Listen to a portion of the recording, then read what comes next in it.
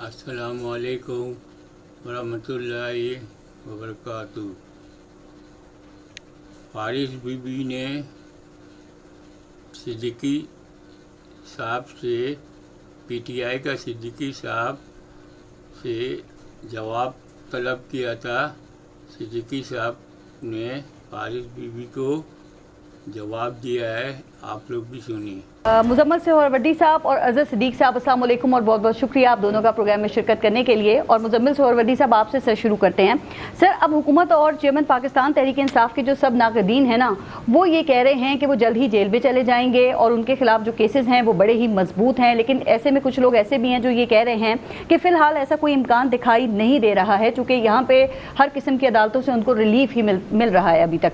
तो आपको लगता है कि चेयरमैन पाकिस्तान तहरीक इंसाफ की कहानियाँ ख़त्म होने जा रही है, या फिर ये वक्त भी सर गुजर ही जाएगा? बड़े बड़े वक्त गुजर गए हैं। देखें, पाकिस्तान में दो तरह की एलिमिनेशन है। एक तो आप लीगल एलिमिनेशन कह सकते हैं, जिसमें आप पार्लियामेंट में आने से किसी को रोक सकते हैं और ये कह सकते हैं कि वो पार्लियामेंट में आने का अहल नहीं है जी। और ये इख्तियार पाकिस्तान की अदालतों के पास है कि वो किसी को नाअहल कर दें, किसी को अहल कर दें, किसी को सादक कर दें, किसी को अमीन कर दें, किसी को सिसिलियन माफिया कर दें। लेकिन उसके ऊपर एक अदालत है, वो है अवाम की अदालत। आप नाअहल हो भी जाएं तो आपकी सियासत जिंदा रहती है और अवाम की अदालत आपके नाम पर वोट डालती है, आपके लोगों को मुंतखब करती है, आपकी सियासत को जिंदा कर देती है।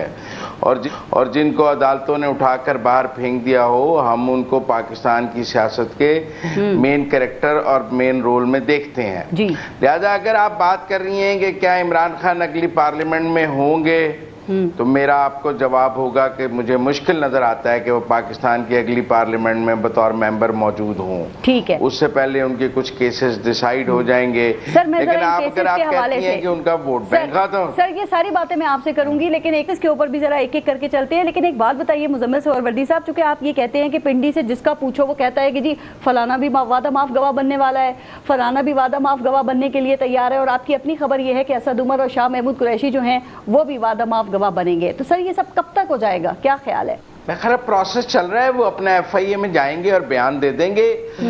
उस पे वो अलकादर ट्रस्ट पे भी बयान दे देंगे। जिसने जाकर कैबिनेट मीटिंग के खिलाफ बयान दिया है अलकादर ट्रस्ट में और कहा है कि मैंने नहीं पढ़ा था, मुझसे साइन करा लिया गया, मैं जिम्मेदार नहीं हूँ, वो वादा माफ गवाह ही है ना, क्योंकि उसने रिस्पॉन्सिबिलिटी क्लेम नहीं की है। और उसने कहा है कि हमें बताए बगैर दस्तखत कराए गए, कैबिनेट मीटिंग में नहीं खोला गया, ये किया गया। और वादा माफ गवाही क्या है? ठीक है, अगर आजम खान साहब भी उस कैबिनेट मीटिंग के खिलाफ बयान देते हैं, अगर साइफ पर जाकर शाह महमूद कुरैशी और असद उमर वो बात करते हैं जो इमरान खान नहीं करते हैं, या उससे उल्टा है कि हमें नहीं पता था, और या जिस तरह की वो बात है। अज़र सिद्दीक साहब, आपके ख्याल में आजम खान का ये जो इकबाली बयान है, जिसके ऊपर मुजम्मिल सोहरवर्दी साहब भी इस वक्त बात कर रहे हैं, ये चेयरमैन PTI के लिए आपके ख्याल में कितना खतरनाक है सर? और अगर मजीद और ऐसी वादा माफ गवाहियां भी आ गई तो फिर क्या होगा? हजारों ख्वाहिशें ऐसी कैसी कि हर ख्वाहिश पे कम निकले, बहुत निकले, अरमा पर कम निकले।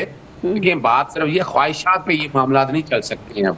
अब पाकिस्तान में आईने पाकिस्तान में आर्टिकल 10 है। आर्टिकल 10 से पहले जुल्फकार अली भुट्टो को सजा हो गई, अब आर्टिकल 10 आ चुका है। और आर्टिकल 4 और 5 जो है ना, ये ख्वाहिशात तो हो सकती हैं। वादा माफ गवाह कौन है? आजम खान। कहाँ है वादा माफ गवाह? पहले बताया गया जनाब मजिस्ट्रेट का बयान है, वो बाद में आया जी 161 का बयान है, फिर उसमें लिखा हुआ वीडियो क्लिप चलानी है। आप तो नंगे हो गए हैं, ये सारे के सारे जो ये बैठ के काम कर रहे हैं वो तो इतनी बुरी तरह से एक्सपोज हो चुके हैं। 10 साल से पाकिस्तान तहरीक इंसाफ इसाक डार के हवाले से यही कहती रही कि जी ये वहाँ है, इन्होंने ये बयान दिया है। अब एक गवाही अपने खिलाफ आई है सर, तो कह रहे हैं कि ये दबाव में दे दिया गया है, ये पहले 164 का था, अब ये कह रहे हैं 161 का है। तो सर ये दोहरा मेयार क्यों है अज़र सिद्दीक साहब? नहीं, ना, कोई दोहरा मेयार नहीं है। इस आगदार का बयान 164 का बयान था, मैजिस्ट्रेट के सामने था जी। ये बयान एक मैजिस्ट्रेट के सामने नहीं है आजम खान का, ये तो पुलिस का बयान है, मर्जी से लिख के दे दिया। ये तो भी जब कोर्ट में जाएगा, कोर्ट में जब क्रॉस एग्जामिन होगा तब की बातें हैं।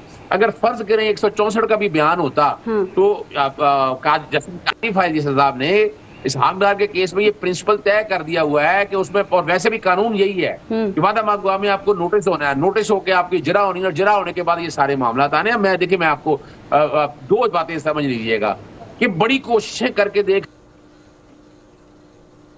जो है ना वो जो बनाया हो ना सर्कल, वो जो स्ट्रक्चर बनाया हुआ है उसमें फिट नहीं हो रहे। मिसाल के तौर पर आप देखिए शुरू में इलेक्शन कमीशन को किस हद तक इस्तेमाल किया गया, तौहीन अदालत आ जाए। खान ने बयान रिकॉर्ड करवा दिया है सर, ये बताएं इससे चेयरमैन पाकिस्तान तहरीक इंसाफ कैसे निकलेंगे? उस वक्त की तो अबीना जो सारी मुनर्रिफ हो चुकी है, उन्होंने कहा हमें तो पता ही नहीं था इसके बारे में, तो आजम खान ने यही बातें जाके फिर नैब के सामने भी की होंगी, क्या ख्याल है? अच्छा, मैं बड़ी जबरदस्त बात बताऊं, इन्होंने आकर ना नैब के कवानीन में तब्दीलियां की, खुद 90 दिन का रिमांड खत्म किया कि एसेट बियॉन्ड मीन के हवाले से क्या करना है।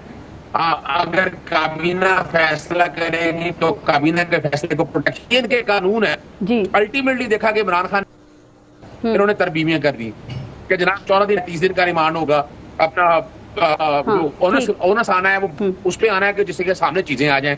ये देखिए यहाँ तक ये जो है ना ये वाला केस, ये केस कुछ नहीं है।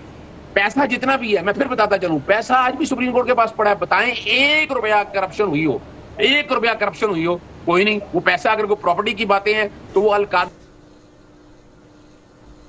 के हवाले से 1 रुपया भी सामने आ जाए वो तो कोई केस नहीं है इनका पास। यानी ये तो सिर्फ और सिर्फ वजह ये है कि ऐसे हालात बनाए, आपने खुद देख लिया। यानी अगर वो केस ऐसा होता तो जब वो रेंजर्स पकड़ने आई थी पहले भाई नॉन अवेलेबल वारंट जारी करते, वो रेंजर पकड़ के ले गई, नैब ने मान लिया, बाद में वारंट जारी किए और आज बैठ के नैब के कवानीन में तरमीमें करते फिर रहे हैं। आप अंदाजा लगाएं ऑर्डिनेंस के जरिए तरमीमें करते फिर रहे हैं। तो ये मैं एक बात बता दूं आपको, ये जो क्या है पहले केसेस और आज के केसेस में जमीन आसमान का फर्क है। वो इमरान खान ने केसेस नहीं बनाए थे भाई, वो जो साइफर आया है वो रिपोर्ट नहीं हुआ।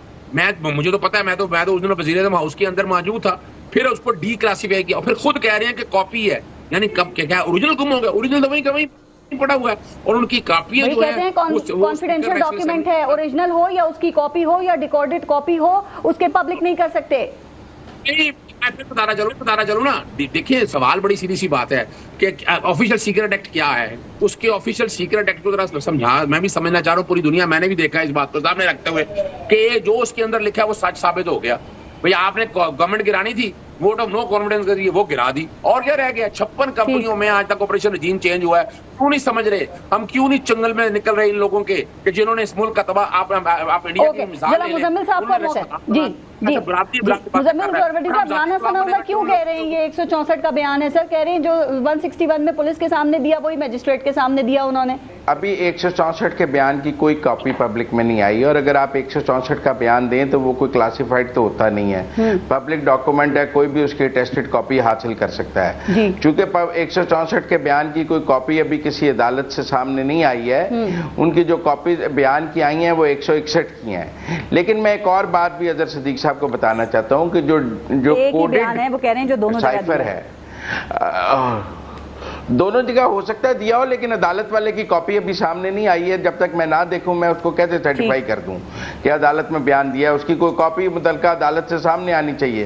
लेकिन अगर आपने किसी कोडेड स्टेटमेंट की जो सीक्रेट स्टेटमेंट था उसकी ट्रांसलेशन भी आउट कर दिया है तो आपने कोड आउट कर दिए हैं, क्योंकि ट्रांसलेशन तो उस मुल्क तक पहुंच गई ना, कोड उसके पास थे, ट्रांसलेशन उसके पास पहुंच गई, तो ऑफिशियल सीक्रेट एक्ट की खिलाफवर्जी तो हो गई कि आपने एक सीक्रेट डॉक्यूमेंट जलसे में लहरा दिया, उसके मंदरजात आउट कर दिए। और कोडेड डॉक्यूमेंट के और क्या होते हैं? आप कोडेड डॉक्यूमेंट का तर्जुमा सिद्दीक साहब के मैंने भी वज़ीर-ए-आज़म हाउस में देखा और सुनाना शुरू कर दिया, तो फिर उसके कोडेड होने की कोई जरूरत ही नहीं है, वो वैसे ही उसकी प्रेस रिलीज जारी कर दें। उसकी चाहे कॉपी है चाहे ओरिजिनल है, अगर वो उसकी कॉपी कराई भी गई है तो ये ऑफिशियल सीक्रेट एक्ट की खिलाफवर्जी है, क्योंकि उसकी कॉपी कराई नहीं जा सकती, वो कोडेड डॉक्यूमेंट है। ठीक जी, तो इसलिए ये एविडेंस है कि अगर उन्होंने एक कॉपी अपने पास रखी तो सजा होगी। वो जो रखी वो भी गुम कर दी ना। जी अजहर सिद्दीक साहब, मुजम्मिल भाई को शायद पता नहीं है, अभी आज ट्विटर पे जाके देख लें, नजम सेठी साहब ने कहा उनके पास कॉपी मौजूद है, हमारे दोस्त हामिद मीर साहब ने कहा उनके पास कॉपी मौजूद है। मैं तो नहीं कह रहा, तो ऑफिशियल सीक्रेट में पहले तो उनको पकड़ लेना था। वो पहले कहा था जब आया था, बताता चलूं जब चेयरमैन पीटीआई आया था जलसे में। क्या है बुनियादी तौर पर ये आज भी फॉरेन सेक्रेटरी के पास वहां पर पड़ा हुआ है, सेव पड़ा हुआ है। उसके मिनट्स ऑफ मीटिंग को सामने रख के फिर बाकायदा आपकी काबीना ने डी क्लासिफाई किया उसको, ऐसे नहीं काम हुआ ये, और बाकायदा डी क्लासिफाई हो रहे हैं। हम परेशान क्यों फटते फिर रहे हैं इस बात से भी? क्या है क्या ऐसा क्या है? एक रोल बता रहे हैं, उस मुल्क का रोल बता रहे हैं कि जिसने पूरी दुनिया में तबाही मचा रखी है। जिस पूरे 56 केसेस हुए हैं 56 केसेस ऑपरेशन रजीम चेंज किए हुए, हम डरते क्यों फिर रहे हैं? हम अपनी खुद मुख्तारी के ऊपर, सलामती के ऊपर आंच क्यों आने दे रहे हैं? इस बात को क्यों परेशान हो गए इस बात से? और मैं बताऊं आप, ये इतना अरसा खामोश क्यों बैठे रहे हैं? जुडिशल कमीशन बनाने का कहा था, आज बना दे जुडिशल कमीशन, सारा कुछ सामने आ जाएगा, उसके हकायक भी समझ में आ जाएंगे, ये भी पता लग जाएगा किसने किया है। यानी आप एफआई से कहें कि इंक्वायरी, सवाल ही पैदा नहीं होता कि एफआई इंक्वायरी मेरिट पे करेगी। राणा सरावल के नीचे बैठे हुए सवाल ही पैदा नहीं। आज बनाए जुडिशल कमीशन, इंडिपेंडेंट कमीशन बनाए, अपनी मर्जी के जज लगा लें, कोई फर्क नहीं पड़ता, लेकिन उसके हकायक कौम के सामने आना जरूरी है। खुदारा कौम को मैं कुछ कहना सिद्दीक साहब, यही एफआईए थी जो शहबाज शरीफ की टीटीज के को इन्वेस्टिगेट करती थी, उसकी इंक्वायरी करती थी, तो आप लोगों को एतराज नहीं होता था? जी मुजम्मिल साहब, एक मिनट, जी जी जी जी जी जी नहीं, ये ऑडियो टेप पे जुडिशल कमीशन बनाया, ये पिटीशन लेके गए नहीं उसको खत्म करने के लिए। इनको जुडिशल कमीशन चाहिए जो इनके हमख्याल जजेस पर मुश्तमिल हो, काजी ईसा वाला नहीं चाहिए। और ये 16 सितंबर तक ही हमख्याल जजेस वाले कमीशन का मुतालबा करेंगे। 16 सितंबर के बाद ये कहेंगे ना ना अदालतों से तौबा, जुडिशल कमीशन नहीं बनाना। ये सिर्फ सहूलतकारी 16 सितंबर तक है आदर सिद्दीक साहब, 16 सितंबर के बाद हमख्याल नहीं होने। एक सेकंड मैं आपको टाइम देती हूँ, अब इस बात का भी जवाब दें। लेकिन इल्जाम तो ये लगता है कि चेयरमैन पाकिस्तान तहरीक इंसाफ की अदालतों से सहूलतकारी हो रही है। वो कहते हैं ना कि वो मकसूद है कि जैसे बेंच बनते हैं और उनसे हमें लगता है कि जी फैसले भी काजी साहब वाला जुडिशल कमीशन चलने देना जरा ऑडियो टेप पे। वो जुडिशल कमीशन नहीं है, वो जज नहीं है सुप्रीम कोर्ट का, जी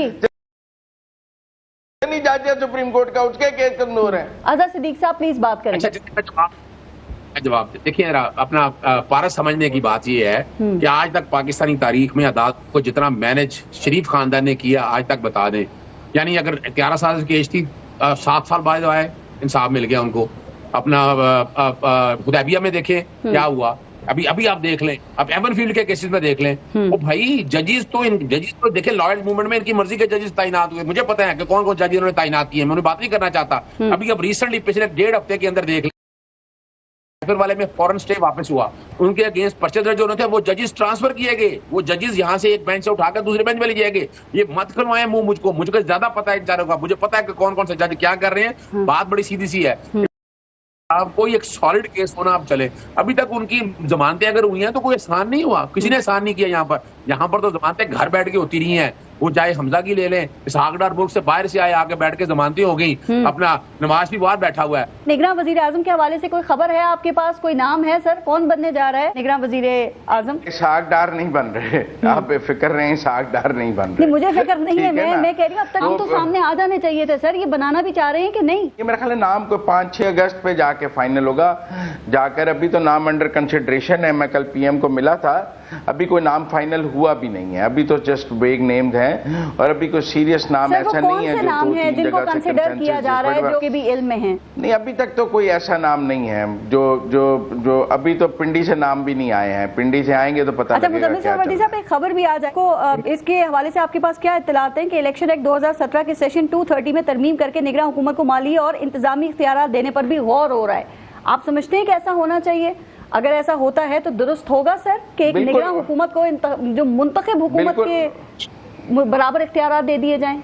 ये जो हुकूमत है ना, चाहे निगरान हो चाहे दूसरी हो, वो मुकम्मल बाख्तियार होनी चाहिए, क्योंकि मुल्क चलाना है, सूबा चलाना है। आप लूली लंगड़ी हुकूमत को नहीं कह सकते कि तू सूबा भी चला ले और तू मुल्क भी चला ले। तो मेरे ख्याल में एक तो जुडिशल एक्टिविज्म ने इस बात का तकाजा किया है कि हम निगरान हुकूमतों को एम्पावर करें ना। आप देखें Lahore high court advocate general को बदलने नहीं दे रहा था। वो कह रहे थे जो तहरीक इंसाफ एडवोकेट जनरल लगा के गई है ना इमरान खान साहब का, वही एडवोकेट जनरल निगरान हुकूमत की भी जो है वो नुमाइंदगी करेगा। लॉ अफसर नहीं बदलने दे रहे थे, वो पीटीआई वाले लॉ अफसर लगाने दे रहे थे। तो इसलिए इस मुल्क का जुडिशल एक्टिविज्म बार बार ये तकाजा करता है कि हम हुकूमतों को और पार्लियामेंट को एम्पावर करें। नाज़रीन, सिद्दीक साहब ने सही तरीका से जवाब दिया है।